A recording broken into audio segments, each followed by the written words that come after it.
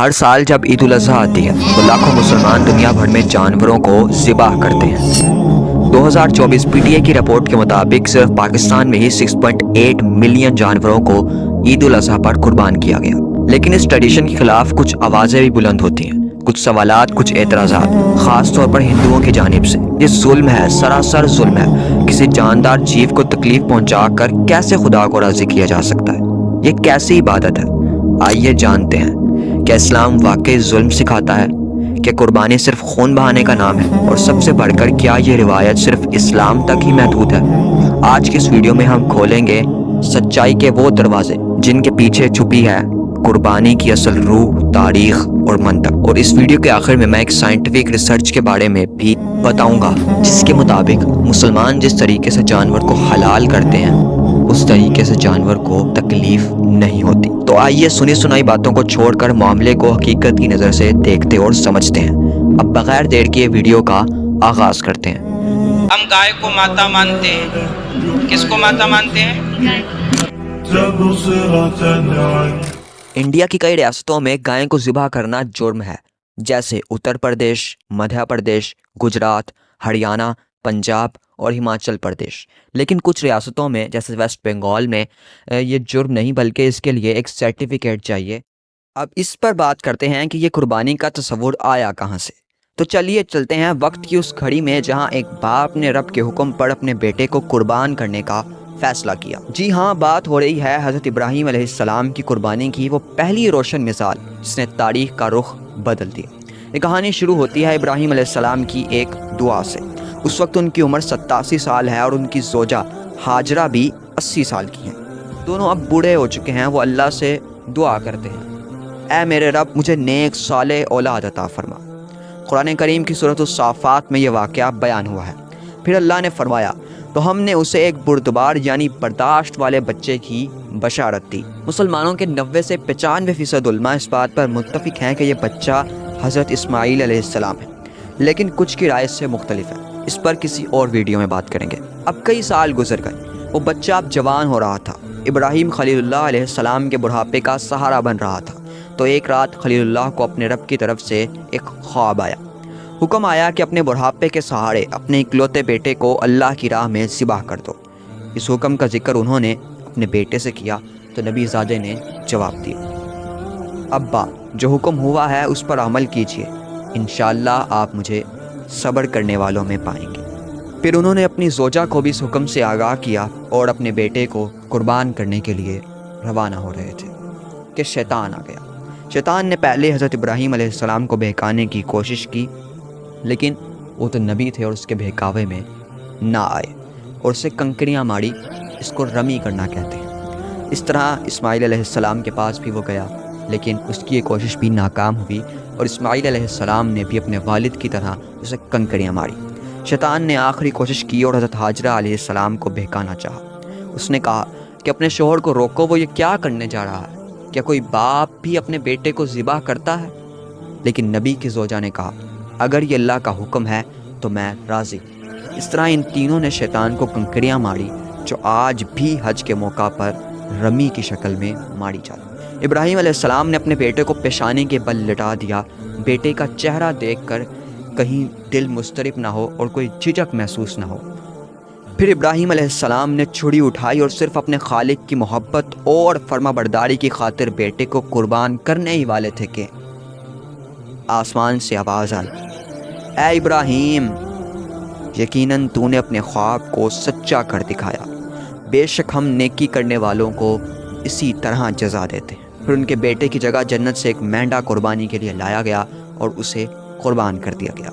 لیکن در حقیقت ابراہیم نے اپنی چاہت کو تو قربان کر ہی دیا تھا، جیسے شاعر نے کہا تھا، اے ابن آدم، ایک میری چاہت ہے اور ایک تیری چاہت ہے، ہوگا وہی جو میری چاہت ہے۔ اگر تو کرے خود کو قربان اس پہ جو میری چاہت ہے، تو ہوگا وہی جو تیری چاہت ہے۔ یہ ایک بہت بڑا اور مشکل امتحان تھا، جس کا اندازہ صرف والدین ہی لگا سکتے ہیں کہ اگر آپ کو کہا جائے کہ اپنے بیٹے کو ذبح کریں۔ اسی قربانی کی یاد میں ہر سال مسلمان عید الاضحیٰ مناتے ہیں اور سنت ابراہیمی کی یاد کو تازہ کرتے ہیں۔ اب ہندوؤں کے اعتراض پر بات کرتے ہیں کہ یہ تو سراسر ظلم ہے کہ کسی جاندار کو ذبح کرنا اور اسے عبادت کا نام دینا، اپنے سواد یا مزے کے لیے کسی جانور کو قتل کرنا تو پاپ ہے۔ یہ اعتراض خاص طور پر ہندوؤں کی ماں یعنی گائے کی قربانی پر کیا جاتا ہے۔ ہندو بھی نان ویج ہو سکتا ہے۔ منوسمرتی چیپٹر 5 ورس 30 میں لکھا ہے۔ مہابھارت انوشاسن پرو چیپٹر 88 میں پانڈو کا بڑا بھائی یا دشٹر بھیشما سے پوچھتا ہے کہ کس قربانی سے بھگوان خوش ہوں گے۔ وہ ایک لمبی لسٹ بتاتی ہے مختلف جانوروں کی، جس میں لکھا ہے کہ گائے کی قربانی سے 1 سال تک بھگوان خوش ہوں گے۔ بنیادی طور پر سمجھیے کہ ہندو شروع ہی سے ویجیٹیرین نہیں تھے، بلکہ 500 to 700 BCE کے دوران یہ کانسیپٹ اڈاپٹ کیا گیا، جسے اہمسا کہتے ہیں، یعنی کسی جاندار کو نقصان نہ پہنچاؤ۔ پھر اس تصور کو بدھ مت اور جین مت نے مزید فروغ دیا، لیکن اصل اور شروعاتی ہندو جیسے کشتری جانوروں کا شکار کرتے تھے طاقتور اور اچھا کھانا کھانے کے لیے۔ رام اور لکشمن جب جنگل میں رہنے کے لیے گئے تو مہابھارت کے مطابق وہ شکار کر کے ہی اپنا گزر بسر کرتے تھے۔ پانڈو اور بھیشما جیسے میں پہلے ہی بتا چکا ہوں وہ بھی گوشت کھاتے تھے، اور کرشنا اپنے یودھا کردار میں بھی گوشت کھاتے تھے، جو مہابھارت میں لکھا ہے کہ فوجی یعنی جو جنگجو ہوتے تھے وہ گوشت کھا سکتے ہیں۔ ویدک پیریڈ میں بھگوان کو خوش کرنے کے لیے یجناس یعنی جانوروں کی قربانی کی جاتی تھی۔ ریگ وید اور یجور وید میں بھی گوشت کھانے کا ذکر ملتا ہے۔ مختصر یہ کہ ہندو مت ایک آرگنائز مذہب نہیں ہے، اس کی کچھ کتب میں الفاظ کچھ اور ہوتے ہیں اور دوسری کتب میں کچھ اور، لیکن پھر بھی ان سب دلائل کو جھٹلایا نہیں جا سکتا۔ ابھی تو میں نے یہ بات بتائی کہ کون سے ہندو گوشت کھاتے تھے، اب جانیے کہ کتنے ہندو گوشت کھاتے ہیں۔ ویسٹ بنگال میں مچھلی کا گوشت عام ہے، جس کی قربانی ہندو ایک دیوی کے سامنے دیتے ہیں۔ آسام ایک علاقہ ہے جہاں پہ مرغی کا گوشت، سور کا گوشت برہمن میں عام ہے۔ کیرلا اور مہاراشٹرا میں برہمن اور غیر برہمن دونوں گوشت کھاتے ہیں، اور کشمیری پنڈت تو چکن اور مٹن بہت شوق سے کھاتے ہیں۔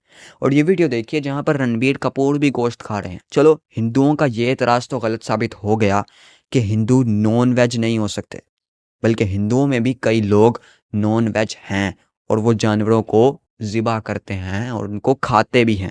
اللہ قرآن میں ارشاد فرماتا ہے، اللہ کو نہ قربانیوں کے گوشت پہنچتے ہیں اور نہ ان کے خون، بلکہ اسے تو تمہارے دل کی پرہیزگاری پہنچتی ہے۔ یہ قربانی خون بہانے کے لیے نہیں بلکہ اللہ کو راضی کرنے کے لیے دی جاتی ہے، یہ ثابت کرنے کے لیے کہ ہم اللہ کے لیے اپنے مال کو اور چاہت کو قربان کر سکتے ہیں۔ ایک اور جگہ اللہ تعالیٰ قرآن مجید میں ارشاد فرماتا ہے، اس نے چوپائے پیدا کیے جن میں تمہارے لیے گرم لباس ہیں اور بہت سے فائدے ہیں، اور بعض تمہارے کھانے کے کام آتے ہیں۔ یعنی چوپایوں سے مراد 4 ٹانگوں والے جانور، یعنی اس دنیا کے خالق نے یہ جانور انسانوں کے نفع کے لیے پیدا کیے ہیں، ان کی زندگی کا کوئی خاص مقصد نہیں ہے، جیسے جنوں اور انسانوں کا مقصد اللہ کی عبادت کرنا ہے۔ مگر اس کا مطلب یہ بالکل نہیں کہ اسلام میں جانوروں پر ظلم کرنے کی اجازت ہے، بلکہ کئی مثالیں مل جاتی ہیں جن میں جانوروں کے ساتھ حسن سلوک کرنے کا حکم دیا گیا ہے۔ رسول اللہ صلی اللہ علیہ وآلہ وسلم کا فرمان ہے جس کا مفہوم کچھ یوں ہے، ایک عورت کو صرف اس لیے جہنم میں ڈال دیا گیا کہ اس نے ایک بلی کو قید کیا اور وہ بھوک سے مر گئی۔